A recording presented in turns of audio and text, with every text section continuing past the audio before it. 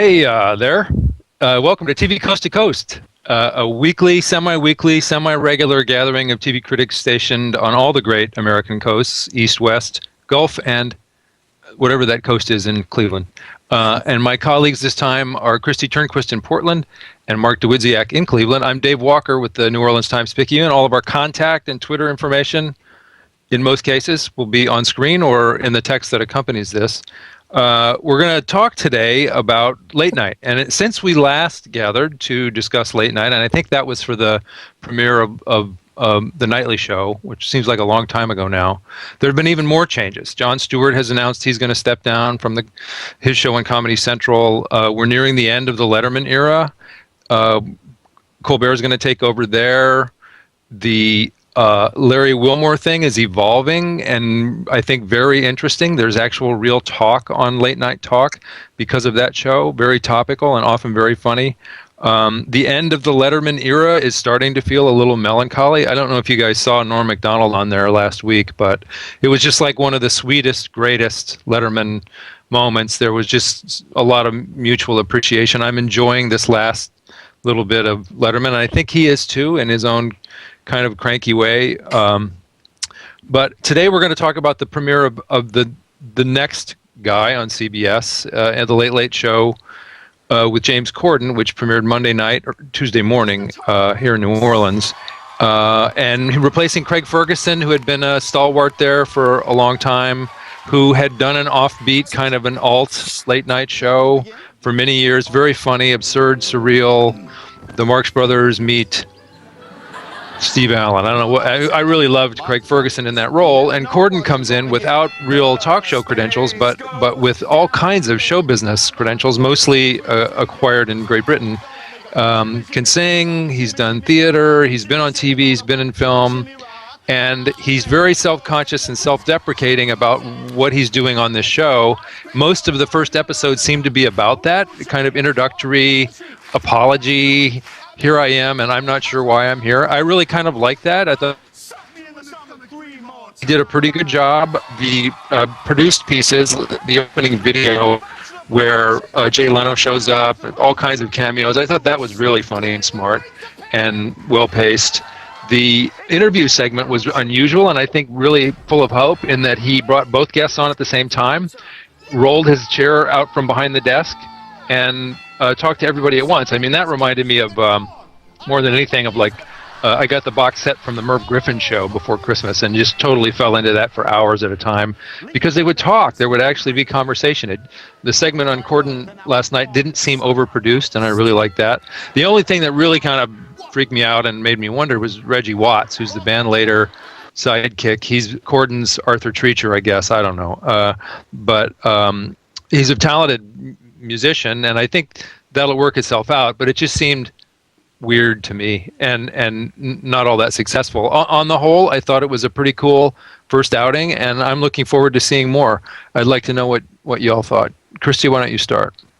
Yeah, I mean, I think, sort of, as you were saying, the last time we were talking about one of these, sort of seismic shifts in the late night, it was about Larry Wilmore and The Nightly Show. And we can see how that has evolved, and that's always going to be the case. We're just going off our first impression here based on one show. And these shows, if they do last, inevitably kind of get tweaked and sort of tailored as they go on, as the host gets more comfortable and the show gets built to really emphasize, the show's strengths or the host's strengths. So clearly the show's going to evolve. I had very pleasant first impressions. It was a very pleasant show. James Corden is sort of going out of his way to introduce himself to us since he knows very well that people watching are saying, "Who are you?" So right. He had his parents on. He talked about his wife and his kids, and I thought all of that was fine. I also think that having both guests come out at one time and sit on the couch can be a really fun way to do it. And I think he's said that he's influenced here by the Graham Norton show, which I am totally addicted to. It's on BBC America. And in that show, the host just sits there in his chair and all the guests come out at once, no matter how big they are, Ben Stiller, Sean Penn, and then usually some English person that I don't know. And they're all sitting there on the couch having a chat. And it makes for kind of a nice conversational, spontaneous feeling. It was funny to watch it last night because Tom Hanks even sort of made a joke about how, he felt sort of disoriented and, they were sort of on the opposite side of the stage that the sort of classic late night talk show arrangement consists of. Usually there's the host at the desk and he's stage right, and then the guests are stage left on the chairs or the couch, and this flipped that. And, that was frankly about the only sort of major innovation it looks like Corden is interested in making. But as I say, it's early yet. We'll see where he takes it. He was certainly likable. I agree with you that Reggie Watts is, probably going to have to find his place. He's fresh off the utterly absurdist IFC show Comedy Bang Bang, which was a very different thing. It seems like here they're kind of trying to do sort of a Jimmy Fallon Questlove thing by having kind of this hip guy, Reggie Watts, on. So we'll see if he and Corden can dovetail. I hope they can, because that could be fun. That could be interesting. All in all, super first impression, but I thought it was very pleasant, if not super remarkable. Mark, what did you think? Same. Same. Okay, we're done. Bye-bye. We could pass right at that because I'm going to be trying to say what exactly you said in a slightly different way. Let's see if I can do that. In these first episodes, these premieres are always kind of like Rorschach tests. It's almost like, you put up the ink blot and you say, okay, what do you see? What do you see that looks good? What do you see that doesn't look so good? And you're kind of trying to predict the future. And really, you can't. These things are always works in progress. I always say, the first night doesn't say anything. If we went on the first night of Conan O'Brien, he wouldn't be in the business anymore. He had an awful first night. He had an awful first year. You really have to look at these shows a year down the road to see how they gel, how they develop, and whether he finds what strengths he's got and play to those strengths. For my taste, and I had sort of an ambivalent feeling about this. I was a big Craig Ferguson fan as well, and I like this. He's a pleasant fellow. He has a very likable personality. I kind of like the sketches that he did. The sketch he did with Tom Hanks, I thought was a lot of fun. But late night doesn't need that. If you really want to stand out in late night, go back to sort of what Dave was talking about, which is, why not make a talk show a little bit more talk instead of it just being, okay, you're here, so we're going to play the comedy game a little bit, or you have something to promote, or you have a new movie, or whatever. How about some real discussion? If I was going to look down a year from now and say, if this guy really wants to stand out, maintaining sort of the quirky humor, but also emphasizing more of actual discussion, that would be different. That would be refreshing. And if you could keep the edgy humor in there, you might have something. In essence, we don't really need this show. I mean, that sounds harsh, but we don't. We don't need another person who looks like this, who acts like this, and talks like this. We've got a plethora of these shows everywhere. And I'd like to see him maybe go old school on this, and be new by going back to what used to be very appealing about these shows. There were moments which almost got a little real last night in the discussion. Every one of these shows, when you talk about talk shows, they seem canned, they seem prepared, and that's because they are. The surprise moments are not really all that surprising. And I wouldn't mind seeing a little unprepared. I wouldn't mind seeing something actually come out of the discussion every now and again. Maybe he could be that guy. And I don't think that would be entirely a bad thing. Any of you guys want to jump in on that? I agree that maybe doing less of the package pieces. I liked the Hanks thing, but I thought it went on too long. It went on too long because he's done so many damn movies, and that was part of the gag, I thought. But I thought when he rolled the chair around and actually sort of sat there, and you're right, there were real moments. There were like awkward, unscripted, I'm a little off balance moments on the part of the guests, and you just never see that on these shows. They're all those interview segments are all super produced now, because the publicists who feed the guest chain, the supply chain of guests, want things to be really carefully set up, and Right. I'm hoping that there'll be some drift in this thing where it's not that way all the way. Christy, you were going to say something. I'm sorry. Yeah, no, I agree. I mean, and I think maybe kind of what you were sort of getting at partially too there, Mark, is that, Jimmy Fallon has had such success with The Tonight Show, but I think a lot of us are yearning for the day when, I mean, I never thought that I would look back at Jay Leno and say, what a terrific interviewer. But, right. Compared to Jimmy Fallon, Jay Leno was, the best. Fallon's show is so produced, so formulaic at this point, basically. I mean, no matter who the guest is, they do some game, they do some fun little thing, something that can be perfectly plucked out and, sent around the internet the following morning for people to share. Let's look at Julia Roberts doing something goofy with Jimmy Fallon. And I mean, at first, when he did it on his late night show, that felt fresh to me. But by this point, it's feeling so formulaic.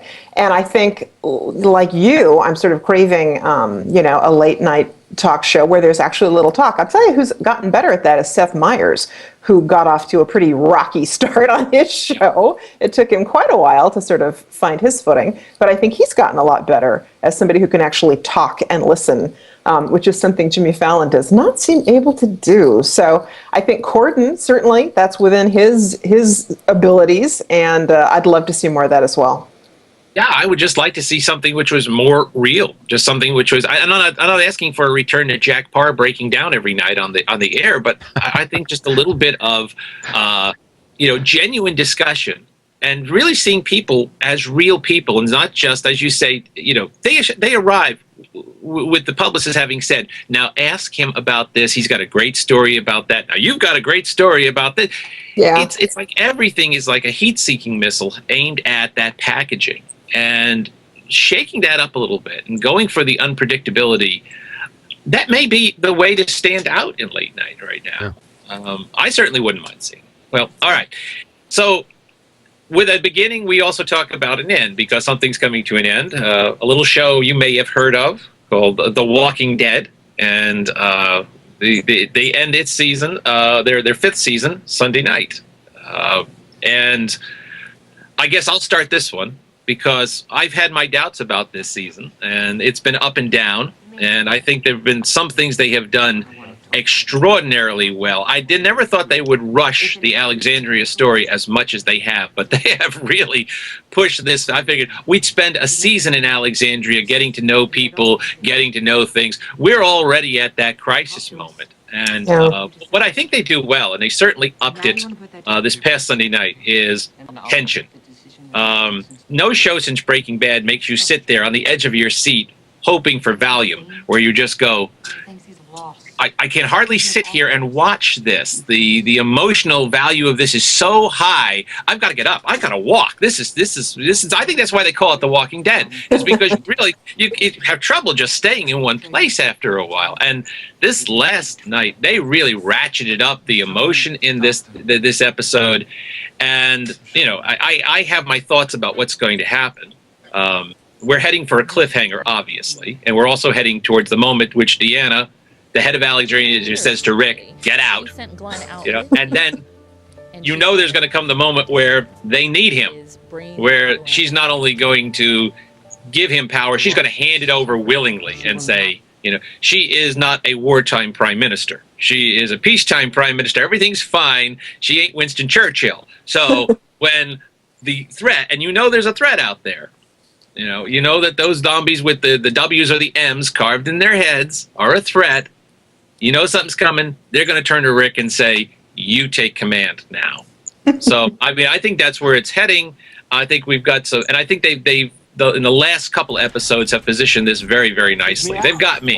They've got with whatever missteps they have taken, and I think they've taken the fight last week. For those of you who have not seen The Walking Dead, please stop listening now.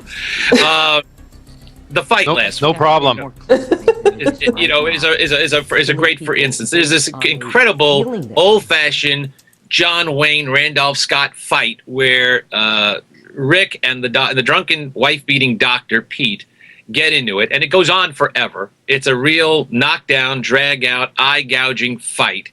But you're looking at it and going, This is a drunken wife-beating doctor. Rick takes this guy down in 2 minutes. This fight does not go, 15 rounds the way it does in this. Do they take storytelling missteps like that where you go, oh, come on. Yeah, they do it all the time. Every show does. So did Breaking Bad. So did the best shows on TV. But the good part of this is the reason you are so suspenseful and you are so wanting to see what happens is because you are so emotionally invested in these characters. That's what works on this show. That's what continues to work on this show. And that's why I'm going to be watching on the edge of my seat Sunday night. Guys, well, I liked the fight. I thought the fight was pretty good. I mean, Pete's a big guy. Yes, he's a drunken wife-beating doctor, but he's a big guy. Yeah. And I'll tell you, I mean, one of the things that I have most enjoyed about the second half of the season, and I've had my doubts about it too, I didn't expect, like you just said, I didn't expect the Alexandria stuff to move this quickly. I was relieved that it did. And actually, going back to the first part of the season, the Terminus stuff moved pretty quickly. I mean, they've sort of been racing through a lot of high-stakes things, the stuff with the hospital, all that. I think they've had a few challenges this season as the ensemble has gotten larger, sort of balancing the ensemble. What I have especially liked, though, even during the parts where I was feeling impatient with the second half of the season, is the renewed emphasis on Rick Grimes, because Andrew Lincoln is so good in this show, and he's so underrated, and just sort of seeing the trauma that this guy has gone through and the way it's affecting him and continues to affect him. I mean, he just keeps changing, evolving. He's still Rick, kind of our moral center, but is he? There's extra elements that are being added to the character as sort of what we thought of as the character of Rick evolves, as others have said, more into the character of Shane, who we remember from the first season. He's so adapted to doing whatever it takes to survive that has taken over a lot of other aspects of his character. And I've just really been enjoying watching Andrew Lincoln sort of center stage again, because I am his fan, and I think the show just wouldn't exist without him. So it's been a real pleasure to sort of see him at work. I also have to give a huge shout out to Melissa McBride as Carol, one of the best characters on TV. I love her. She's, she's this woman who has come from being a battered wife to, again, doing whatever it takes to survive, making some hard decisions, to put it mildly, and then turning on a dime in Alexandria, adapting to her, crate and barrel surroundings, and sporting cardigans to try to, pretend that she's just a nice lady who likes to make cookies, whereas, she's scheming too. And that has also been a great element in the second half of the season. Now, I don't know how it's going to end. I suspect we will be seeing more about who's responsible for the W or the M, marks left on victims' foreheads and these terrible dismembered body parts. All I know is there's supposedly another surprise guest on The Talking Dead next week, which makes me think somebody else is going to die. And they've been sort of getting rid of characters throughout the season. Yes, they have. So I don't know who the next one is going to be. I just hope it's nobody major. I was chuckling when you said that the ensemble has gotten so big, but it always gets smaller at the same time. Because they are not afraid of killing people off on this show, and major ones, or ones they've just introduced, as they did last week. But I agree on Carol. My goodness, this is an Emmy-worthy season for that. Just while the fight was going on, there was a brief pan over to when Rick is telling everybody and telling Deanna, your way is going to get people killed. You've got to stop this. You've got to know this is a different world. And there's a moment where the camera's on Carol's face and she's just smiling like, listen to him. This is what the world has become. Just that look was more than the whole fight. That look had more layers to it than the entire fight which preceded to it. So it is a heck of a performance. Yeah. So I can't believe it's already over. I mean, I enjoy this show so much. It's like, really, we have to wait till October now. Oh. Yeah, but Mad Men's coming back.